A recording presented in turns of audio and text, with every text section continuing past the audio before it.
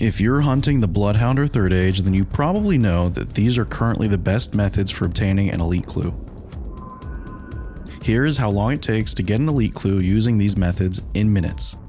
It's clear that dragon imps are the fastest method, but consider how much money we gain and lose from each. Dragon imps are prohibitively expensive. Unless you can make over 10 mil per hour, Dolo lava dragons at 1.5 elites per hour is your best shot. But what if I told you that you could get well over 2 elite clues per hour while profiting? That you don't use an alt? That you get insane fire making XP and pretty good prayer XP? And for streamers, you can do the slowest part off stream, and when you stream, your viewers will be watching clue content almost as fast as with dragon imps. Let's take a look at Urium Shade Cremations.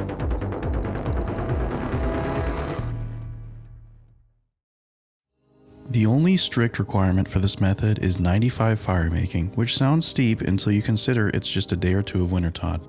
I'd also recommend completing the Mauritania Hard Diary. It gives us an infinite free teleport to the pyres and bonus prayer XP. If you can manage the Elite Diary, you should definitely do it for the significant fire making XP bonus. I'd also recommend 40 fletching for maximum efficiency. For gear, this is what I use, but if you don't have a crafting cape for banking, you can use an achievement diary cape, a Xerix talisman, or even just a glory or dueling ring. If you can't use Mauritania legs 3 or 4, you can use Morton teleport scrolls, but they'll eat away at your profits. Here's my inventory, with 20 remains in the coffin. Each cremation takes 1 redwood pyre log and 1 Urium remains, both of which are tradable. If you don't have the gold coffin, you can talk to Dompe to get a broken coffin, and give him the tradable gold locks to repair it.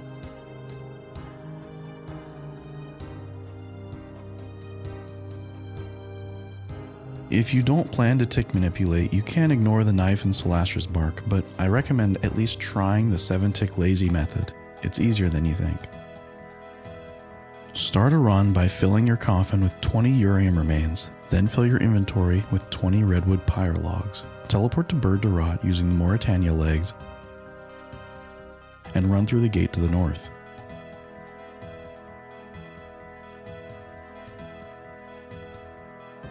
On your way to the pyres, withdraw some remains.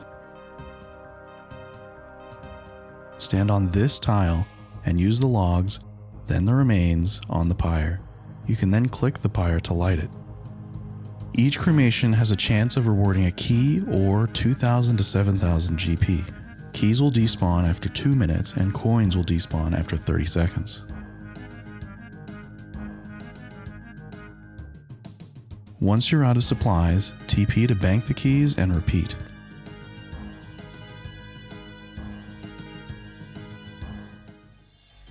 The first and most simple method for cremation is to cremate like this until you're concerned your keys will despawn. Then loot them all and repeat until you're out of remains.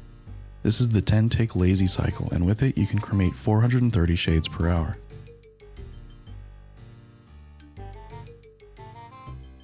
You can save time by looting between cremations. This cuts time looting after cremating in the previous method and also ensures that nothing despawns. This is the 10-tick looting cycle, and with it you can achieve 475 cremations per hour.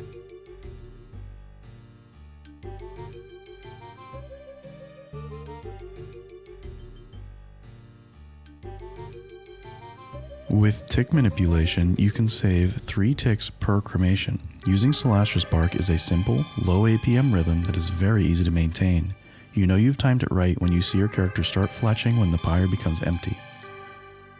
When you need to withdraw more remains, you can withdraw more from your coffin and then Salastra's without losing ticks.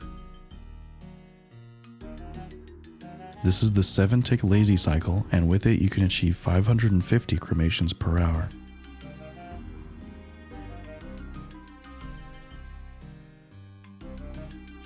Combining the last 2 methods, you can same tick the Salastra's and a movement after picking up a key to maintain the 7-tick rhythm. This is the 7-tick looting cycle, and it is the most efficient way I've found to do shade cremations.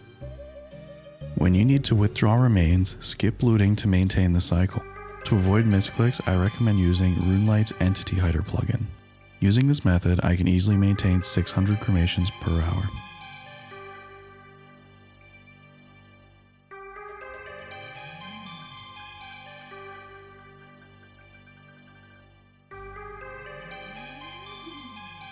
A 6-tick cremation cycle is possible by herb tarring and alternating pyres, but the time spent looting after cremations makes this around 5% less efficient than 7-tick looting, not to mention much harder.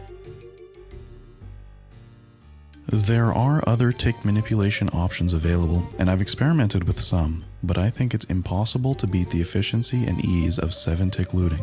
That said, if someone were to figure out a 6-tick method that included looting, it would be around 660 cremations per hour.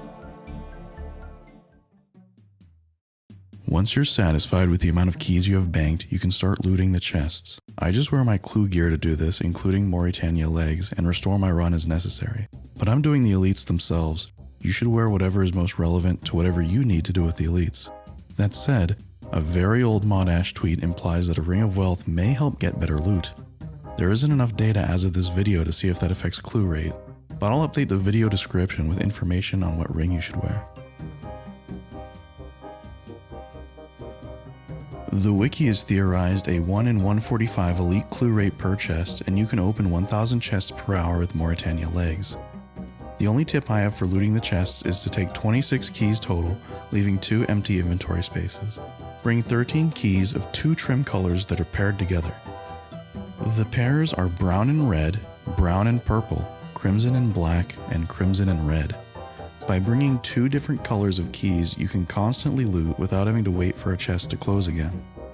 Opening a chest has a chance to spawn an aggressive zombie. They rarely hit and you aren't required to kill them, so I'd recommend using Entity Hider and ignoring them. You can check my spreadsheet in the description for specific numbers, but Urium Cremations net you a profit of around 4k each, so obtaining a clue will net you on average 600k profit, and the method is about 1.4 mil profit per hour. While the loot from this minigame is already tied to alch value, the remains and the logs are not. I've purchased and done many cremations at this point and have easily profited every time, but their prices could go up in the future. This method will not be profitable if the combination of a redwood pyre log and a Urium remains becomes 11k. Should that happen, killing Urium shades and making sacred oil will become a reasonable moneymaker for lower levels, over 1.5 mil per hour each. Here's how I would do those. The fastest method for killing Urium shades is using Darox with salve. If you're using divines, make sure to bring food so you can redivine after it expires. Remember to re-attack the shade after it stands up. The best way to collect sacred oil is to do 2-tick temple repairing. This can be done solo with flam tier bracelets or on the official world. Check the description for a Sabe video showing how the method works. Using these methods you can collect around 225 Urium remains per hour and make 550 sacred oil per hour. Assuming you already have the redwood logs, this allows you to open 107 chests per hour overall from scratch, which is only about 0.75 elites per hour.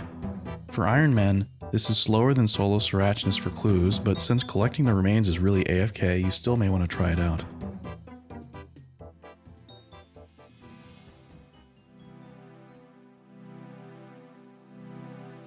I've used this method to complete over 50 elite and master clues, and I plan on doing more. If you give the method a try, I'd love to hear what you think. You can leave a comment on the video or send me a message in-game or on Discord. All information in the description. Thanks for watching, and good hunting.